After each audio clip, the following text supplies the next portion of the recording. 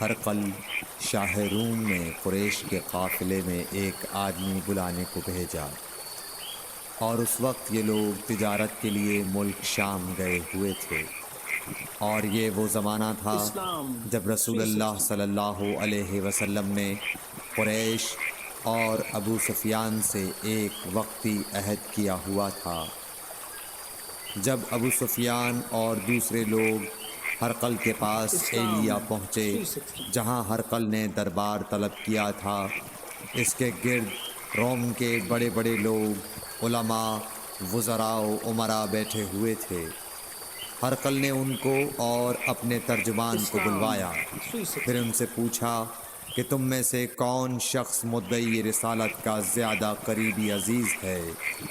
ابو سفیان کہتے ہیں کہ میں بول اٹھا کہ میں اس کا سب سے زیادہ قریبی رشتہ دار ہوں۔ یہ سن کر ہرقل نے حکم دیا کہ اس ابو سفیان کو میرے قریب لا کر بٹھاؤ اور اس کے ساتھیوں کو اس کی پیٹھ کے پیچھے بٹھا دو۔ پھر اپنے ترجمان سے کہا کہ ان لوگوں سے کہہ دو کہ میں ابو سفیان سے اس شخص یعنی محمد صلی اللہ علیہ وسلم کے حالات پوچھتا ہوں، اگر یہ مجھ سے کسی بات میں جھوٹ بول دے تو تم اس کا جھوٹ ظاہر کر دینا۔ ابو سفیان کا قول ہے کہ خدا کی قسم، اگر مجھے یہ غیرت نہ آتی کہ یہ لوگ مجھ کو جھٹلائیں گے تو میں آپ صلی اللہ علیہ وسلم کی نسبت ضرور غلط گوئی سے کام لیتا۔ خیر، پہلی بات جو ہرقل نے مجھ سے پوچھی وہ یہ کہ اس شخص کا خاندان تم لوگوں میں کیسا ہے؟ میں نے کہا وہ تو بڑے اونچے عالی نسب والے ہیں۔ کہنے لگا اس سے پہلے بھی کسی نے تم لوگوں میں ایسی بات کہی تھی؟ میں نے کہا نہیں۔ کہنے لگا اچھا اس کے بڑوں میں کوئی بادشاہ ہوا ہے؟ میں نے کہا نہیں۔ پھر اس نے کہا بڑے لوگوں نے اس کی پیروی اختیار کی ہے یا کمزوروں نے؟ میں نے کہا نہیں، کمزوروں نے۔ پھر کہنے لگا اس کے تابع دار روز بڑھتے جاتے ہیں یا کوئی ساتھی پھر بھی جاتا ہے؟ میں نے کہا نہیں۔ کہنے لگا کیا اپنے اس دعویٰ نبوت سے پہلے کبھی کسی بھی موقع پر اس نے جھوٹ بولا ہے؟ میں نے کہا نہیں، اور اب ہماری اس سے صلح کی ایک مقررہ مدت ٹھہری ہوئی ہے، معلوم نہیں وہ اس میں کیا کرنے والا ہے۔ ابو سفیان کہتے ہیں میں اس بات کے سوا اور کوئی جھوٹ اس گفتگو میں شامل نہ کر سکا۔ ہرقل نے کہا کیا تمہاری اس سے کبھی لڑائی بھی ہوئی ہے؟ ہم نے کہا کہ ہاں۔ بولا پھر تمہاری اور اس کی جنگ کا کیا حال ہوتا ہے؟ میں نے کہا لڑائی ڈول کی طرح ہے، کبھی وہ ہم سے میدان جنگ جیت لیتے ہیں اور کبھی ہم ان سے جیت لیتے ہیں۔ ہرقل نے پوچھا وہ تمہیں کس بات کا حکم دیتا ہے؟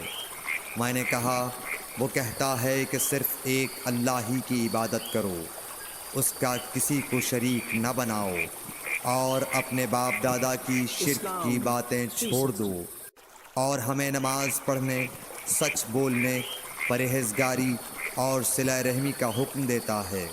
یہ سب سن کر پھر ہرقل نے اپنے ترجمان سے کہا کہ ابو سفیان سے کہہ دے کہ میں نے تم سے اس کا نسب پوچھا تو تم نے کہا کہ وہ ہم سے عالی نسب ہے، اور پیغمبر اپنی قوم میں عالی نسب ہی بھیجے جایا کرتے ہیں۔ میں نے تم سے پوچھا کہ دعویٰ نبوت کی یہ بات تمہارے اندر اس سے پہلے کسی اور نے بھی کہی تھی؟ تو تم نے جواب دیا کہ نہیں۔ تب میں نے اپنے دل میں کہا کہ اگر یہ بات اس سے پہلے کسی اور نے کہی ہوتی تو میں سمجھتا کہ اس شخص نے بھی اسی بات کی تقلید کی ہے جو پہلے کہی جا چکی ہے۔ میں نے تم سے پوچھا کہ اس کے بڑوں میں کوئی بادشاہ بھی گزرا ہے؟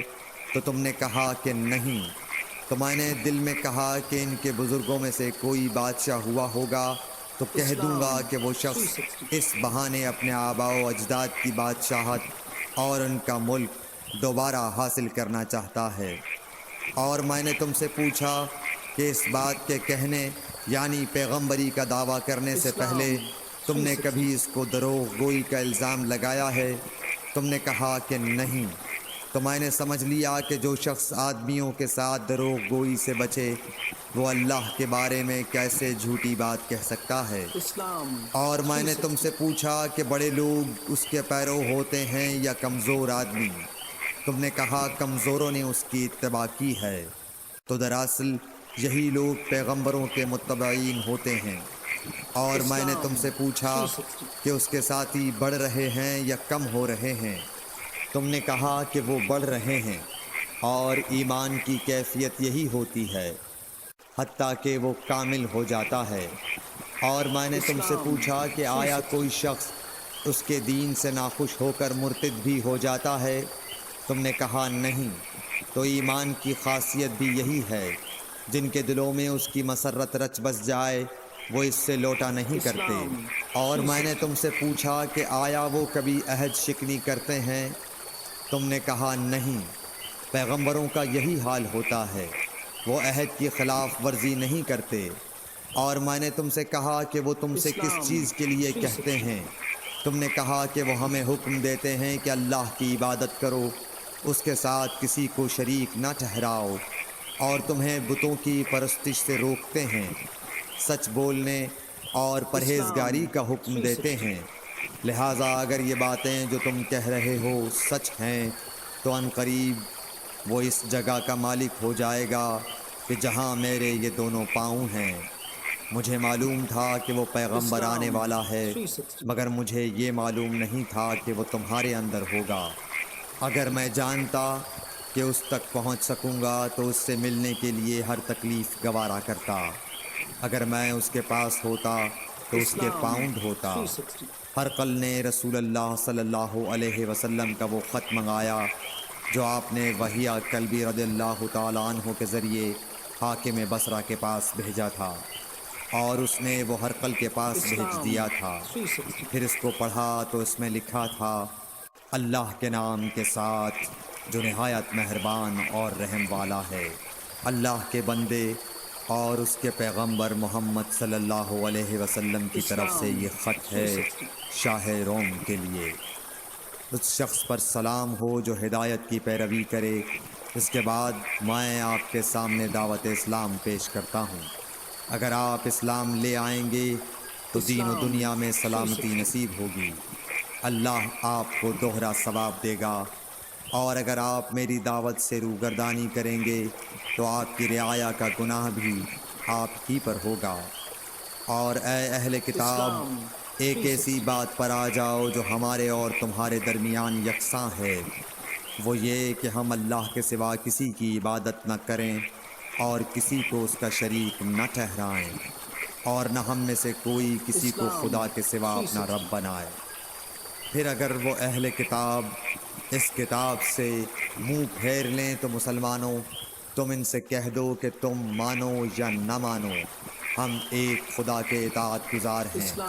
ابو سفیان کہتے ہیں، جب ہرقل نے جو کچھ کہنا تھا کہہ دیا اور خط پڑھ کر فارغ ہوا تو اس کے ارد گرد بہت شور و غوغا ہوا، بہت سی آوازیں اٹھیں اور ہمیں باہر نکال دیا گیا۔ تب میں نے اپنے ساتھیوں سے کہا کہ ابو کبشہ کے بیٹے، حضرت صلی اللہ علیہ وسلم کا معاملہ تو بہت بڑھ گیا۔ دیکھو تو اس سے بنی اصفر روم کا بادشاہ بھی ڈرتا ہے۔ مجھے اس وقت سے اس بات کا یقین ہو گیا کہ حضور صلی اللہ علیہ وسلم ان قریب غالب ہو کر رہیں گے، حتیٰ کہ اللہ نے مجھے مسلمان کر دیا۔ راوی کا بیان ہے کہ ابن ناطور ایلیا کا حاکم ہرقل کا مصاحب اور شام کے نصارہ کا لاٹ پادری بیان کرتا تھا کہ ہرقل جب ایلیا آیا ایک دن صبح کو پریشان اٹھا تو اس کے درباریوں نے دریافت کیا کہ آج ہم آپ کی حالت بدلی ہوئی پاتے ہیں، کیا وجہ ہے؟ ابن ناطور کا بیان ہے کہ ہرقل نجومی تھا، علم نجوم میں وہ پوری مہارت رکھتا تھا۔ اس نے اپنے ہم نشینوں کو بتایا کہ میں نے آج رات ستاروں پر نظر ڈالی تو دیکھا کہ ختنہ کرنے والوں کا بادشاہ ہمارے ملک پر غالب آ گیا ہے۔ بھلا اس زمانے میں کون لوگ ختنہ کرتے ہیں؟ انہوں نے کہا کہ یہود کے سوا کوئی ختنہ نہیں کرتا، سو ان کی وجہ سے پریشان نہ ہوں۔ سلطنت کے تمام شہروں میں یہ حکم لکھ بھیجیے کہ وہاں جتنے یہودی ہوں سب قتل کر دیے جائیں۔ وہ لوگ انہی باتوں میں مشغول تھے کہ ہرقل کے پاس ایک آدمی لایا گیا جسے شاہ غسان نے بھیجا تھا۔ اس نے رسول اللہ صلی اللہ علیہ وسلم کے حالات بیان کیے۔ جب ہرقل نے سارے حالات سن لیے تو کہا کہ جا کر دیکھو وہ ختنہ کیے ہوئے ہے یا نہیں۔ انہوں نے اسے دیکھا تو بتلایا کہ وہ ختنہ کیا ہوا ہے۔ ہرقل نے جب اس شخص سے عرب کے بارے میں پوچھا تو اس نے بتلایا کہ وہ ختنہ کرتے ہیں۔ تب ہرقل نے کہا کہ یہی محمد صلی اللہ علیہ وسلم اس امت کے بادشاہ ہیں جو پیدا ہو چکے ہیں۔ پھر اس نے اپنے ایک دوست کو رومیہ خط لکھا اور وہ بھی علم نجوم میں ہرقل کی طرح ماہر تھا۔ پھر وہاں سے ہرقل حمص چلا گیا۔ ابھی حمص سے نکلا نہیں تھا کہ اس کے دوست کا خط اس کے جواب میں آ گیا۔ اس کی رائے بھی حضور صلی اللہ علیہ وسلم کے ظہور کے بارے میں ہرقل کے موافق تھی کہ محمد صلی اللہ علیہ وسلم واقعی پیغمبر ہیں۔ اس کے بعد ہرقل نے روم کے بڑے آدمیوں کو اپنے حمص کے محل میں طلب کیا اور اس کے حکم سے محل کے دروازے بند کر لیے گئے۔ پھر وہ اپنے خاص محل سے باہر آیا اور کہا، اے روم والو، کیا ہدایت اور کامیابی میں کچھ حصہ تمہارے لیے بھی ہے؟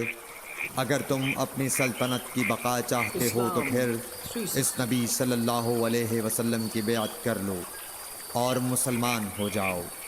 یہ سننا تھا کہ پھر لوگ وحشی گدھوں کی طرح دروازوں کی طرف دوڑے، مگر انہیں بند پایا۔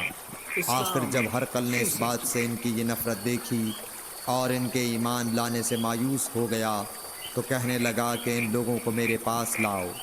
جب وہ دوبارہ آئے تو اس نے کہا، میں نے جو بات کہی تھی اس سے تمہاری دینی پختگی کی آزمائش مقصود تھی، سو وہ میں نے دیکھ لی۔ تب یہ بات سن کر وہ سب کے سب اس کے سامنے سجدے میں گر پڑے اور اس سے خوش ہو گئے۔ بالآخر ہرقل کی آخری حالت یہی رہی۔ صحیح بخاری حدیث نمبر 7۔